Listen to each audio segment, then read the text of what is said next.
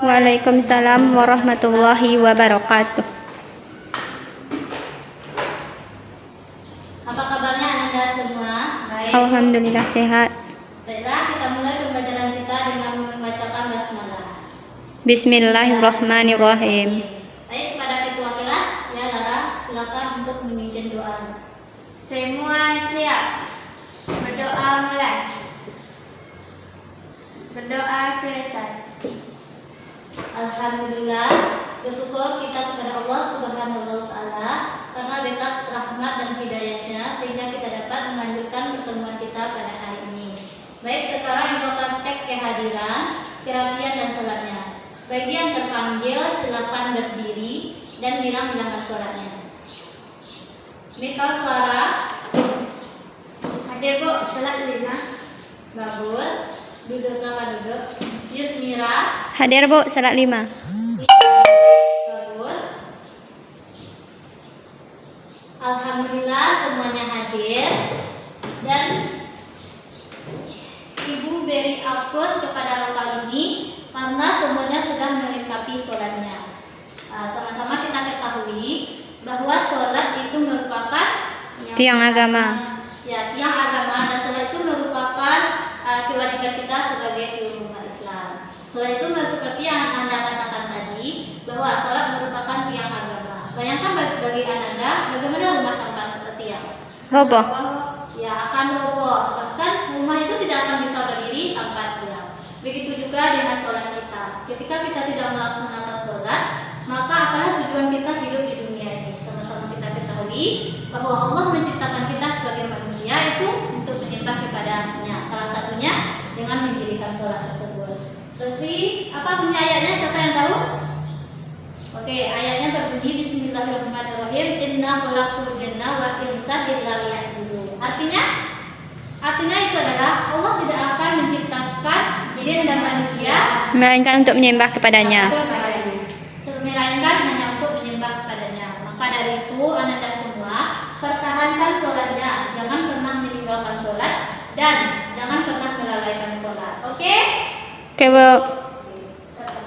Baiklah, kita masuk pembelajaran kita pada hari ini. Ayo sebelumnya Ibu mau tanya, apa materi kita minggu lalu? Kerajaan Islam di Indonesia. Betul. Minggu lalu kita sudah mempelajari tentang kerajaan-kerajaan Islam di Indonesia. Apa saja kerajaan Islam itu? Kerajaan Samudra Pasai. Ya, kerajaan Samudra Pasai, Kerajaan Majapahit. kerajaan Majapahit, kerajaan Aceh Darussalam. ya Aceh Darussalam. Yang ketiga, Demak. kerajaan Demak. 4, Banten. kerajaan Banten. Mataram. Mataram. Apa lagi? Itu aja. Ya, betul sekali. Terima kasih kepada Lara. Minggu kemarin kita sudah mempelajari tentang kerajaan-kerajaan Islam di Indonesia. Jadi, Anda jangan melupakan pembelajaran minggu kemarin meskipun kita mempelajari materi baru. Baik, kita masuk. Siapa yang tahu apa materi kita pada hari ini? Peran pesantren dalam dakwah Islam. Ya, betul sekali Ananda Lara. Pada hari ini kita akan mempelajari tentang Peran pesantren dalam dakwah peran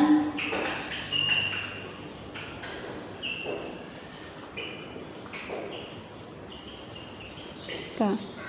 Nah, sekarang kita mempelajari tentang peran pesantren dalam dakwah Islam di Indonesia.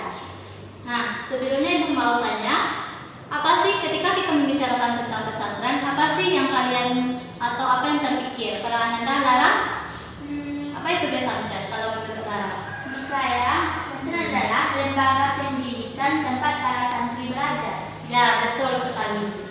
Nah, sudah tergambarkan bagi Anda bagaimana itu pesantren atau itu betul sekali yang dijawabkan oleh Anda Lara tadi. Nah, tujuan dari pembelajaran kali ini agar Anda atau anak Ibu bisa memahami bagaimana dengan pesantren, bagaimana dengan perannya, bahkan Anda Ibu bisa mengetahui bagaimana tentang sejarah dan perkembangan pesantren itu di Indonesia. Oke? Ya Bu. Oke, sekarang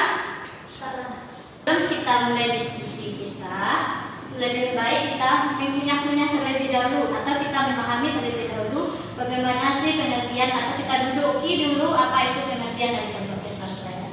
Seperti yang dijawab oleh Ananda Lara tadi, bahwa pesantren itu merupakan lembaga pendidikan Islam di Indonesia, tempat santri belajar. Betul sekali.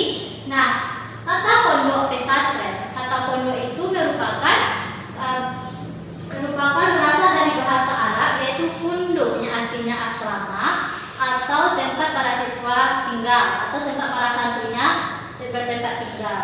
Nah, jadi pesantren itu merupakan suatu lembaga pendidikan Islam atau suatu lembaga pendidikan yang santrinya tinggal di dalam asrama atau di pondok selama 24 jam di bawah bimbingan seorang guru atau yang dikenal dengan kiai.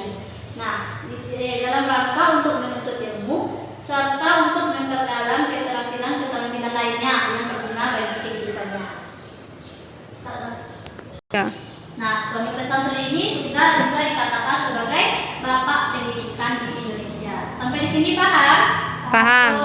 Apakah ada yang ingin bertanya? Ya, bagi yang ingin bertanya? Saya Bu, Ya, pada Lara silakan. mengapa pesantren disebut dengan bapak pendidikan Islam Indonesia Bu? Ya, pertanyaan yang sangat bagus dari Anda Lara. Seperti yang Ibu katakan tadi, bahwa pondok pesantren itu dikatakan sebagai bapak pendidikan Islam di Indonesia. Kenapa begitu? Nah, karena pesantren ini merupakan suatu lembaga pendidikan yang sudah lama ada di Indonesia. Bahkan pesantren ini tidak hanya dikatakan sebagai bapak pendidikan Islam di Indonesia saja, akan tetapi dia juga dikatakan sebagai bapak pendidikan di Indonesia. Kenapa begitu? Karena pesantren ini merupakan lembaga awal pendidikan yang ada di Indonesia. Karena sebelum lembaga-lembaga pendidikan Islam lainnya ada atau lembaga pendidikan formal yang lainnya ada, pesantren itu sudah ada. Bahkan pesantren ini sudah ada sebelum madrasah itu ada. Paham, Lara? Paham, Bu. Nah, yang perlu Anda ketahui bahwa pesantren ini merupakan dikatakan sebagai bapak pendidikan di Indonesia ini pertama kali itu diadakan oleh Wali Songo, yaitu pada Sunan Ampel. Apakah Anda kenal dengan Sunan Ampel? Kenal Bu. Ya, Sunan Ampel merupakan seorang Wali Songo yang berada dalam Medenta. Dia mendirikan sebuah pesantren, yaitu pesantren Ampel Denta di Surabaya. Nah, jadi Sunan Ampel ini juga dikatakan sebagai bapak pendidikan Islam di Indonesia. Sampai di sini paham? Paham. Sampai di sini paham kan? Jadi sekarang kita mulai diskusinya. Silakan anak-anak duduk berkelompok terlebih dahulu. Udah? Sudah Bu. Baiklah, sekarang kita mulai diskusinya. Kemarin kan Ibu sudah membagi kelompok dan sekarang anak-anak juga telah duduk berkelompoknya. Jadi sekarang kita diskusikan. Nah, kita buka bukunya pada halaman 153. Nah, di situ tentang peran pesantren dalam pendidikan Islam di Indonesia. Ada 3 poin dan poin pertama kan sudah Ibu jelaskan. Jadi sekarang semua kelompok mendiskusikan tentang poin yang ketiga dan yang keempat. Lihat kan? Nah, nanti setelah diskusi akan dipresentasikan. Yang mempresentasikan kemarin kan sudah kelompok 1 dan 2 ya? Ya Bu. Ya, sekarang yang presentasi adalah kelompok 3 dan 4. Tetapi semuanya wajib mendiskusikan, buat di catatan poin-poin pentingnya. Oke? Oke Bu. Nah, setelah itu yang mempresentasikan pada poin ketiga itu mengenai pesantren sebagai budaya Islam dan pesantren sebagai pencetak dai. Yang poin ketiga itu dipresentasikan oleh kelompok 3 dan yang poin keempat itu dipresentasikan oleh kelompok 4. Oke? Oke, Bu. Sekarang mulai diskusinya, Ibu beri waktu 10 menit.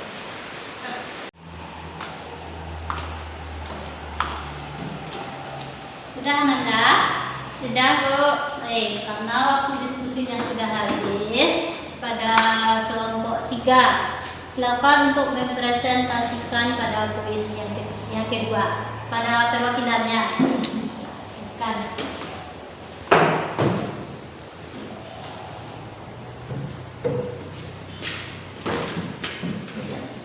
Perhatian.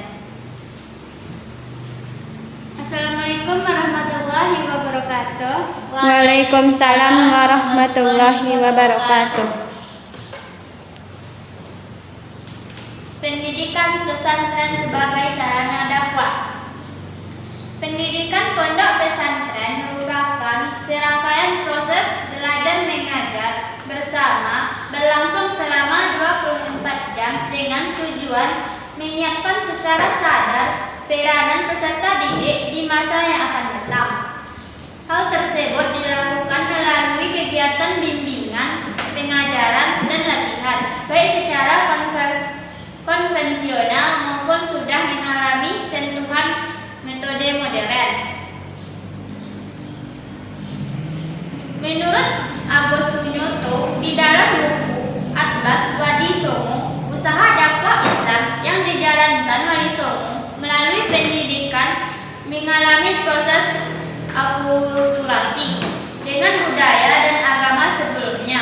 Pola dakwah tersebut adalah melalui pengembangan model Dukuh yang semula merupakan lembaga pendidikan Hindu-Buddha, serta Padepokan yang merupakan lembaga pendidikan Kapitalian, yaitu tempat permukiman para centrik yang diinformasikan sesuai ajaran Islam menjadi lembaga pondok pesantren. Sudah? Ya, bagus sekali pada kelompok 3 kita beri aplaus. Nah, silakan duduk Ananda.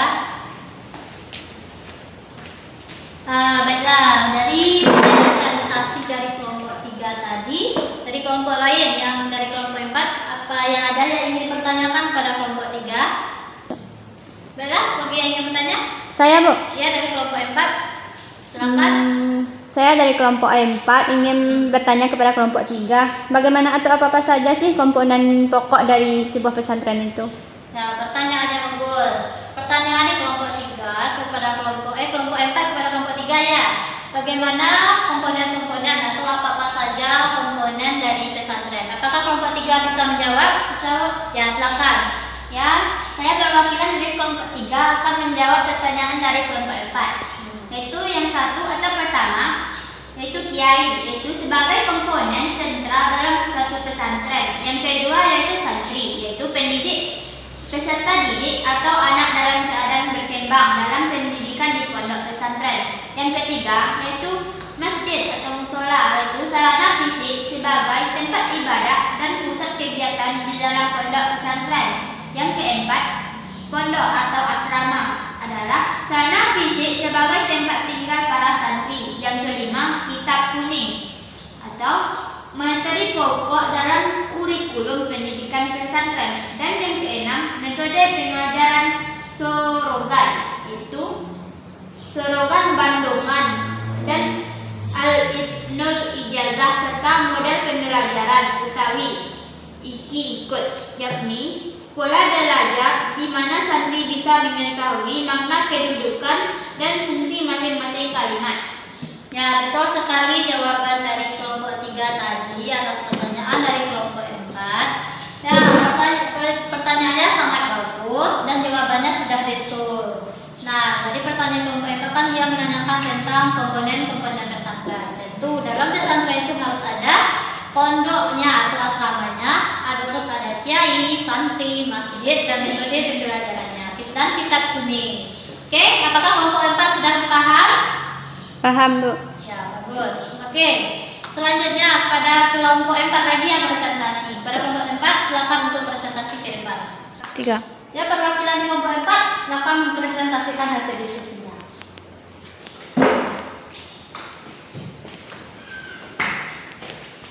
Baiklah, wassalamualaikum warahmatullahi wabarakatuh.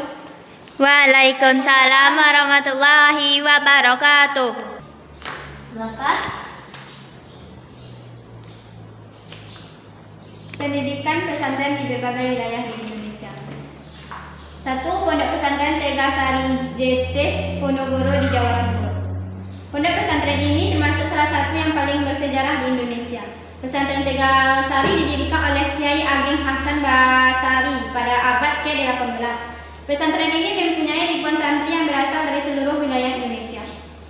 Yang kedua yaitu adalah pesantren Al-Hamdaniyah. Pesantren ini didirikan oleh Kiai Haji Hamdani pada tahun 1787. Letak lokasi pesantren ini di desa Siwalan Panji, Guguran, Sidoarjo, Jawa Timur. Yang ketiga ada Pondok Pesantren Sidogiri. Pesantren ini didirikan pada tahun 1718. Pendirinya bernama Said Sulaiman yang secara silsilah masih bersambung sampai ke Rasulullah. Yang terakhir yaitu ada Pondok Pesantren Darul Umul Banyuanyar. Pesantren ini bermula dari sebuah langgar kecil yang didirikan oleh Kiai Isbat bin Ishak sekitar tahun 1787. Sekian, terima kasih. Ya, silakan. Bagus sekali presentasi dari kelompok 4. Silakan untuk kembali ke tempat duduknya. Nah, dari presentasi dari kelompok 4 tadi, apakah dari kelompok lain ingin bertanya? Ada, Bu. Ya, silakan dari perwakilan kelompok 3. Ya. Bella, pada kelompok 3 silakan. Ya, saya perwakilan dari kelompok 3 ingin bertanya kepada kelompok 4. Bagaimana santri-santri dari pesantren Tegalsari tersebut? Ya, pertanyaannya sangat bagus. Kelompok 3 tadi bertanya tentang keadaan santrinya. Apakah kelompok 4 bisa menjawabnya? Oke, Bu, saya akan menjawab. Ya, silakan. Baiklah, saya akan menjawab pertanyaan dari kelompok 3. Yang mana pesantren Tegalsari ini mempunyai santri yang sangat banyak, yaitu sekitar ribuan santri yang berasal dari seluruh wilayah Indonesia. Di antara santri yang terkenal adalah Pakubuwono II, yaitu penguasa kerajaan Kartasura. Sekian dan terima kasih kelompok. Ya, jawaban yang sangat tepat dan bagus sekali. Nah, betul sekali yang dijawab oleh kelompok 4 tadi, bahwa pesantren Tegalsari ini memiliki santri-santri yang banyak, bahkan ribuan, yang berasal dari berbagai wilayah Indonesia. Bahkan pesantren ini juga menghasilkan tokoh-tokoh yang terkenal. Sama-sama kita ketahui bahwa pesantren ini mendidik para santrinya tentang ajaran-ajaran agama Islam, dan dia juga dididik tentang keterampilan-keterampilan. Dan setelah dia dididik, ketika dia sudah lulus, para santrinya itu lulus, dan dia dikembalikan kepada kampungnya ataupun kembali ke daerah asalnya. Nah, dari santri inilah yang akan menyebarkan ajaran agama Islam di seluruh Indonesia ataupun di daerah atau kampungnya ya. Sampai di sini paham? Paham, Bu. Nah, baik. Setelah diskusi ini, untuk anak-anak agar lebih paham lagi, maka Ibu akan menampilkan sebuah peta konsep. Oke? Oke, Bu.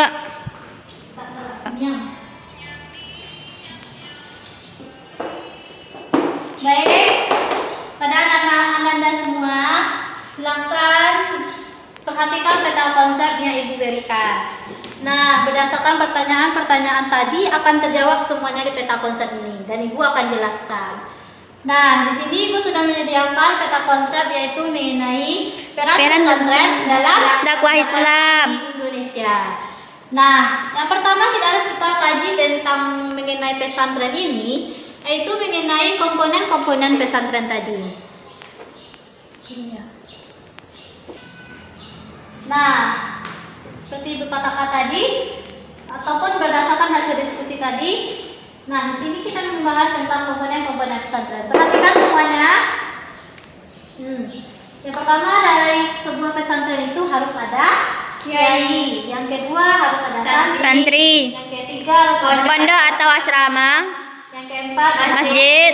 Yang kelima Kitab kuning. Yang keenam ada Metode serongan dan bendongan. ya. Nah, ini merupakan keenam komponen ini merupakan sesuatu yang harus ada dalam sebuah pesantren. Kenapa begitu? Karena ketika tidak ada santrinya atau kiainya, apakah itu bisa dikatakan pesantren? Tidak. Ketika tidak ada asramanya, apakah itu bisa dikatakan pesantren? Tidak. Jika tidak ada kitab kuningnya? Tidak. Ya, jadi semua komponen ini harus ada, baru itu dikatakan sebagai sebuah pesantren. Sampai di sini paham? Paham. Oke, kita lanjutkan. Tadi dalam komponen itu harus ada metodenya. Metode pembelajaran. Jadi selanjutnya kita bahas tentang metode pembelajaran pesantrennya. Yang pertama itu ada metode pembelajaran bendongan atau wetonan. Nah, seperti ini. Metode bendongan atau wetongan ini merupakan suatu metode pembelajaran dengan kiainya menjelaskan dan santri menyimak. Nah, misalnya santri itu disuruh duduk secara berkeliling dan kiainya duduk di tengah. Kiai menjelaskan, membaca, memaknai dari kitabnya. Terus santri-santri ini menyimak dan mempelajari dan mencatat hal-hal penting atau poin penting dari materi yang disampaikan oleh kiai tadi. Nah, selanjutnya ada dalam metode sorogan. Perhatikan, metode sorogan ini merupakan kebalikan dari metode gendongan atau wetongan ini. Yang mana? Metode sorogan ini merupakan santri yang membacakan, kiai yang Nyimak. menyimak. Nah, tetapi kiai dalam menyimak itu, ketika santrinya membaca dan kiai itu menyimak dan mengkoreksi atau membetulkan bacaan dari santri tersebut. Sampai di sini paham? Paham. Baik, yang ketiga itu ada metode pasaran. Apa itu metode pasaran? Nah, para perhatikan. Metode pasaran merupakan metode membaca kitab secara kilatan. Maksudnya di sini, di pesantren itu ada hari-hari atau bulan-bulan tertentu untuk membaca kitab, yaitu secara kilatan. Misalnya, itu terjadi pada bulan Ramadan, Zulhijjah ataupun Zulqa'dah dan lain sebagainya, tergantung kapan pondok pesantren ini mengadakannya. Yang keempat, itu ada metode musyawarah. Nah, metode musyawarah ini sama seperti yang kita lakukan, yaitu bisa seperti metode dengan berdiskusi. Sampai di sini paham kan? Paham. Metode ini, metode gendongan, metode betonan, sorogan, pasaran, dan musyawarah. Nah, dengan adanya pesantren, ini menandakan bahwa Islam itu sudah diterima di Indonesia. Apa alasan pesantren itu mudah diterima ataupun agama Islam itu mudah diterima di Indonesia? Alasannya yang pertama, syarat masuk Islam yang sangat mudah. Berulang tanda kedua, memasuki Islam itu sangat mudah, yaitu dengan Mengucapkan 2 kalimat syahadat. Betul sekali. Nah, dari itulah syarat-syarat Islamnya sangat mudah, sehingga masyarakat atau rakyat-rakyat Indonesia ini mudah menerima ajaran Islam yang dibawa oleh tokoh-tokoh penyebaran Islam. Yang kedua, agama Islam itu disebarkan secara damai. Nah, seperti yang kita ketahui bahwa dari sejak zaman Nabi Muhammad SAW bahkan sampai sekarang, ajaran Islam ini tidak pernah disampaikan secara kekerasan. Maka ajaran Islam ini disampaikan secara damai ataupun secara tanpa kekerasan. Yang ketiga, syarat yang terima yaitu Islam tidak mengenal kasta. Perlu Anda pahami bahwa Islam itu tidak mengenal kasta. Maksudnya di sini, Islam ini tidak mengenal atau tidak membeda-bedakan antara manusia satu dengan manusia lainnya. Semua manusia itu memiliki kedudukan yang sama, tidak memiliki kasta. Seperti yang kita ketahui bahwa manusia ini tidak ada perbedaannya manusia dengan satu, apakah dia itu kaya atau miskin. Islam tidak mengenal itu. Akan tetapi dalam agama ini atau agama kita, Islam itu hanya membedakan manusia itu dari tingkat Keimanannya. keimanan dan ketakwaannya. Betul sekali. Nah, yang keempat syaratnya itu ibadah yang sederhana. Ibadah umat Islam ini sangat sederhana dan tidak memberatkan. Yaitu kita hanya disuruh untuk melaksanakan sholat 5 waktu, puasa hanya di bulan Ramadan, dan melaksanakan puasa-puasa sunnah lainnya dengan tidak memberatkan. Yang kelima, nilai ajaran Islam ini memiliki nilai yang sama dan dengan sifat-sifat masyarakat Indonesia. Maksudnya di sini pada poin kelima ini bahwa menjelaskan bahwa ajaran agama Islam ini memiliki nilai-nilai ataupun kebiasaan yang sama dengan masyarakat Indonesia. Misalnya sifat gotong royong, tolong menolong, musyawarah dan lain sebagainya. Itu juga merupakan pokok ajaran yang ada dalam Islam, sehingga ajaran agama Islam itu mudah diterima di rakyat Indonesia. Sampai di sini paham? Paham, Bu. Ya, kita lanjutkan. Nah, setelah Islam itu mudah diterima, tentu muncullah sebuah pesantren. Pesantren ini seperti yang dijelaskan tadi. Pesantren diawali dengan pondok pesantren di Angka Delta didirikan oleh Wali Songo. Nah, pesantren ini mendidik siswa-siswanya atau santri-santrinya tentang ajaran agama Islam. Dan setelah santrinya itu lulus ataupun menyelesaikan pendidikan di pesantrennya, santri ini dipulangkan ke daerahnya. Setelah pulang ke daerahnya, santri ini menyampaikan ajaran agama Islam seperti yang didapatnya di pesantren. Oke? Sampai ini paham? Paham. Nah, pesantren ini memiliki peran yang sangat besar dalam dakwah Islam di Indonesia. Seperti yang kita diskusikan tadi. Nah, salah satu perannya yang pertama ada tafaqud fid din. Maksud tafaqud fid din itu apa? Memberikan pendidikan dan pengajaran yang baik dalam memahami agama. Nah, betul sekali. Tafaqud fid din ini merupakan pemberian pendidikan dan pengajaran yang baik dalam memahami agama. Nah, pesantren ini memberikan pendidikan atau pemahaman yang baik terhadap santrinya dengan baik dan dalam memahami agamanya. Yang kedua, peran pesantren yang kedua yaitu memberikan landasan moral. Memberikan landasan moral yang baik berdasarkan tuntutan ajaran agama Islam. Yang ketiga, ikut serta dalam pembangunan bangsa dan negara dalam memberikan landasan moral bagi pembangunan bangsa dan negara. Sampai di sini paham? Nah, tadi diskusi tadi kita ada menyinggung mengenai pondok-pondok pesantren yang sangat baik dan sangat berpengaruh dan masih eksis sampai sekarang ini. Nah, sekarang kita tadi sudah diskusikan dan sudah dipresentasikan dari kelompok 4 mengenai pondok pesantren yang baik, yang penting dan masih eksis sampai sekarang. Nah, yang pertama tadi itu ada salah satunya atau bagian-bagiannya itu ada pondok pesantren Tegasari Jetes Ponorogo di Jawa Timur. Nah, pesantren ini didirikan oleh Kiai Ageng Hasan Basari. Yang kedua itu ada pesantren Alhamdaniyah. Itu didirikan oleh Ki Haji Hamdani pada tahun 1787. Nah, yang ketiga itu ada pesantren Sidogiri. Pesantren Sidogiri ini didirikan oleh Said Sulaiman pada tahun 1787.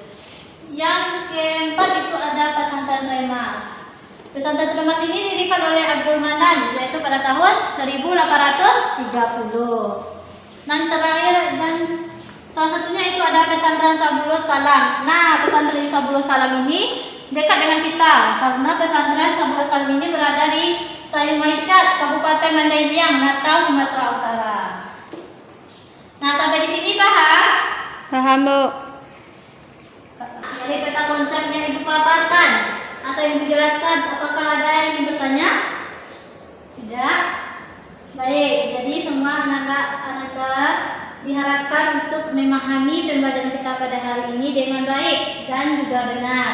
Nah, seharusnya pada pembelajaran kali ini Ibu memberikan tugas yaitu Anda pahami materi kita yang akan kita pelajari minggu depan dan tolong Ananda membuat resume, buat di buku resumenya tentang materi ataupun poin-poin penting yang kita pelajari pada hari ini. Oke? Oke, Bu. Nah, jadi kesimpulan kita dapat ambil dari pembelajaran kali ini yaitu komponen pengertian dari pondok pesantren tadi. Apa itu pengertian pondok pesantren tadi?